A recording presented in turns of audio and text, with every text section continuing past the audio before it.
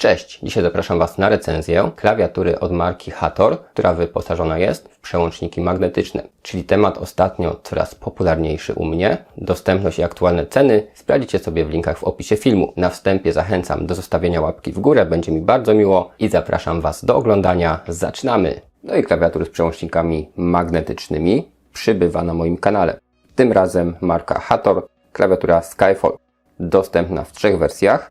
65%, 80% oraz też jest full, czyli 100% klawiatura z pełnoprawnym blokiem numerycznym. Dzisiaj zobaczycie te dwa modele, no to jest praktycznie ta sama klawiatura, tylko w innym formacie. Mamy wielowarstwową konstrukcję, na uszczelce smarowane stabilizatory, przełączniki Hator Aurum, czyli przełączniki autorskie, no i próbkowanie 8000 Hz, czyli niesamowicie szybki czas reakcji, plus personalizacja działania klawiszy. Trzy tryby łączności: Bluetooth, dongiel oraz przewodowo. W przypadku Bluetooth jest to Bluetooth 5.3 i na pudełeczku widzimy więcej szczegółów. No i tutaj w zależności od formatu pojemność baterii będzie różna, ponieważ w 65 jest to 4000 mAh, a w większym formacie 8000. Natomiast żywotność przycisków to 100 milionów kliknięć, a siła nacisku 45 gramów. Widzimy tutaj też konstrukcję warstwową klawiatury. I w zestawie instrukcja oraz naklejki. Taka dość ciekawa nakładka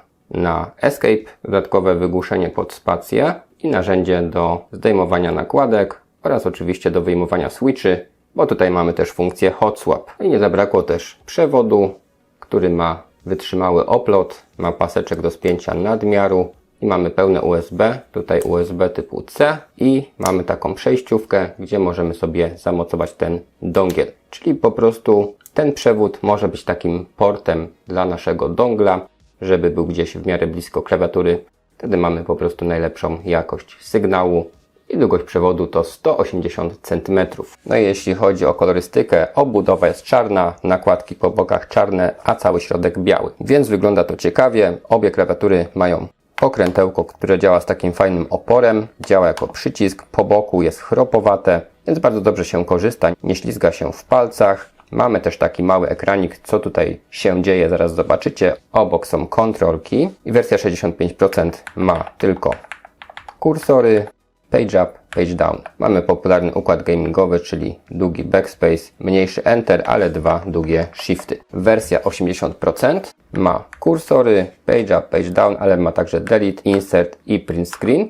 No i mamy też oczywiście klawisze od F1 do F12. Tego w mniejszym formacie nie uświadczymy. Dlatego też większa obudowa, bardziej masywna klawiatura, większa pojemność baterii, ponieważ samych diod wtedy też jest więcej i się to będzie szybciej rozładowywać. Oczywiście najdłużej ta klawiatura wytrzyma przy łączności Bluetooth, bo wtedy jest niskie próbkowanie, ale w klawiaturach magnetycznych się to mija z celem, bo chodzi o tą prędkość reakcji. Także software nie działa poprzez Bluetooth, więc najlepiej sobie używać poprzez dongiel bezprzewodowo. Czas pracy na jednym ładowaniu będzie dużo niższy, ponieważ wysoka częstotliwość próbkowania sprawi, że ta moc będzie szybko znikać. No i też zależy oczywiście, jaka będzie jasność tych LEDów, które wyglądają bardzo ładnie. Są fajnie stonowane w tej obudowie, ekranik ożył, diody ożyły, ale za chwilkę Wam pokażę dalej co i jak. Obudowa zewnętrzna wykonana z tworzyw sztucznych. Tutaj mamy miejsce na podłączenie przewodu, oczywiście ergonomiczny układ klawiszy, logo marki Hator. Drugi bok wygląda tak. No i od spodu bialutko mamy 6 elementów gumowych antypoślizgowych. Mamy suwak, przewód w prawo Bluetooth, w lewo dongiel. No i podwyższenia dwustopniowe, małe oraz duże.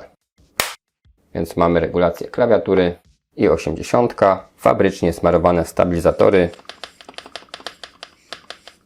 I bardzo dobrej jakości stabilizatory, przyciski nie chwieją się na boki. Spację mamy taką lekko zadartą, widzicie, jest tutaj taka ścięta, wyprofilowana. Ciekawie to wygląda. Plastik dobrej jakości, jeśli chodzi o warstwę zewnętrzną tej obudowy. Zdejmiemy kilka nakładek, no i rzucimy okiem, jak to wygląda pod spodem. No i okej, co prawda chciałem uniknąć wyjmowania przełącznika magnetycznego, ale są osadzone tak lekko, że przy zdejmowaniu spacji po prostu przełącznik sobie wyszedł. Tak więc zobaczmy jeszcze raz, jak to działa. Chwytam narzędziem, przytrzymuję klawiaturę. No i ten przełącznik wychodzi mega lekko. Spróbuję jeszcze raz, bo dosłownie nie użyłem praktycznie żadnej siły w przełącznikach mechanicznych, takich klasycznych. Czasem trzeba było się naprawdę natrudzić, użyć dużej siły. No to przy okazji pokażę Wam, jak wygląda gniazdo. Mamy elementy wygłuszające, pod spodem kolejną warstwę klawiatury, jeszcze niżej dopiero właściwe PCB. Mamy wiele warstw, porządne stabilizatory, no i te przełączniki magnetyczne. Dioda jest na górze, tak więc wygląda to naprawdę dobrze, nakładki są dobrej jakości. Wszystko wygląda bardzo solidnie. Natomiast co jeszcze Wam chcę tutaj pokazać, no to dźwięk tych klawiszy. Spacja, Shift Enter, Backspace i pojedyncze przyciski.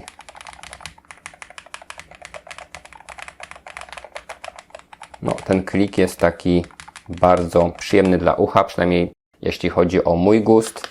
Spacja nie jest jakaś bardzo głośna, natomiast bardzo fajnie działa Enter, Shift i Backspace.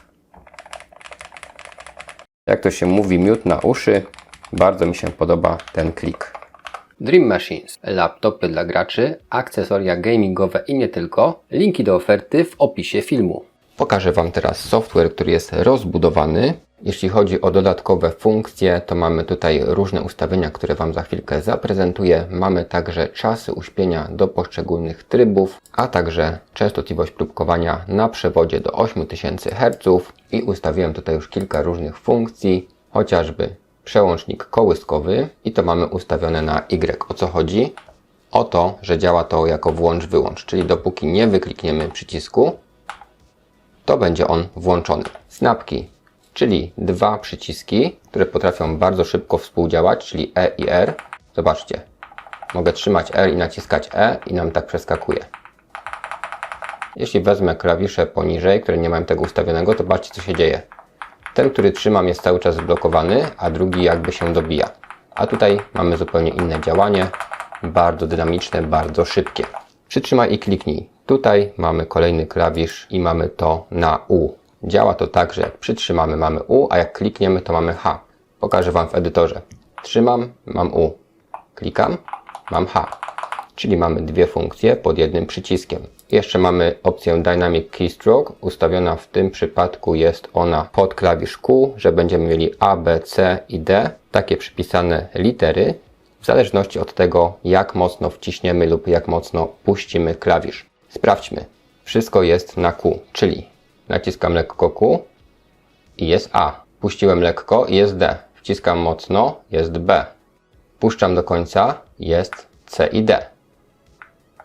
Więc jakby nie było, mamy 4 funkcje na jednym przycisku. Czy to się Wam przyda? Nie mam pojęcia, natomiast takie rzeczy można tutaj po prostu sobie poustawiać. Tak więc jest efekt Hola, jest Rapid Trigger i co najważniejsze, ustawienie zakresu czułości, czyli ustawienie podróży. W tym przypadku tak to się nazywa i na przykład na A mam bardzo mocne naciśnięcie, żeby zadziałał przycisk, a na S mam bardzo niskie, na D mam standardowe na 2 mm. Czyli sprawdźmy sobie ASD. A muszę nacisnąć naprawdę mocno, czyli takie pykanie nic nie robi.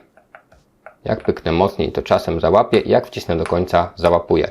S działa bardzo delikatnie, więc tutaj pykanie odpala klawisz, takie delikatne muskanie. Średnie, mocne, wszystko odpala. A na D mamy standardowy klik, czyli takie mocniejsze pykanie odpali, delikatne nie. I pełny skok też odpala.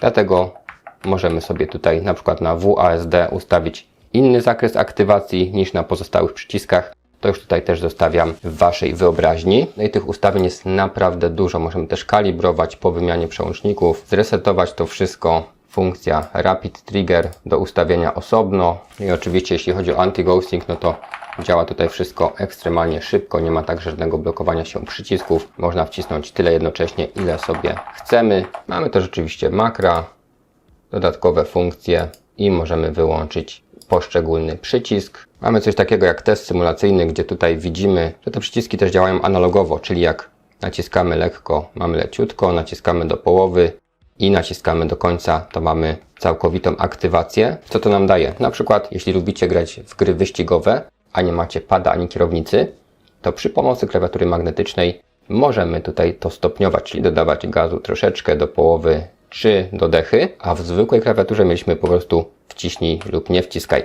I tyle, więc działa to wszystko bardziej precyzyjnie. I jeszcze, żeby nie było, włączymy sobie na trybie dongla, ponieważ na Bluetooth ta klawiatura będzie miała 125 Hz. Raczej Bluetooth bym nie używał w klawiaturze gamingowej, bo to się mija z celem. Klawiatura ma także boczne LEDy, więc możemy je tutaj edytować i bezprzewodowo też mamy 8000 Hz dostępne. I anti-ghosting i ponownie bardzo szybka reakcja.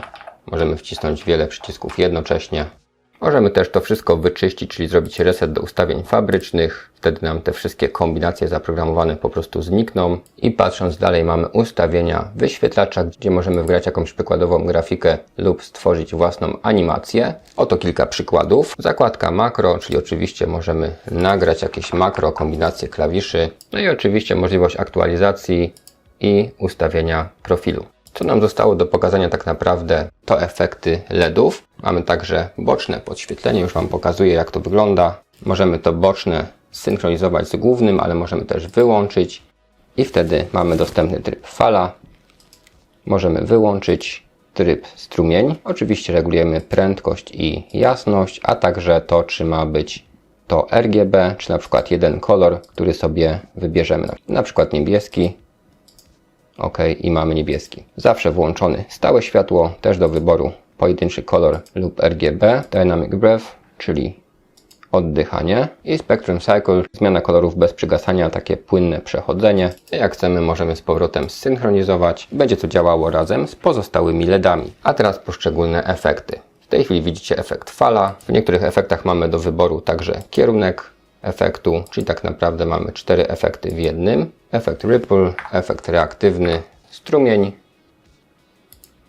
następnie światło gwiazd, efekt cień, czyli reaktywne jednoklawiszowe, fala sinusoidalna, następnie ślady na śniegu. Wtedy mamy stałe podświetlenie, a klawisze przygasają jak naciśniemy. Podwójne uderzenie, czyli reaktywne liniowe, wielokolorowa siatka, efekt meteor, dynamic breath, czyli to samo co mieliśmy w przypadku bocznego paska, światło i cień, następnie efekt pasmo górskie, czyli taka eksplozja, fontanna kolorów, kwitnący kwiat, fala spiralna, opady śniegu. Zawsze włączony Always On, czyli po prostu jednokolorowe, albo RGB, albo wybieramy sobie jeden kolor. Spectrum Cycle, czyli płynne przechodzenie kolorów po kolei. I rytm muzyki, czyli efekt muzyczny.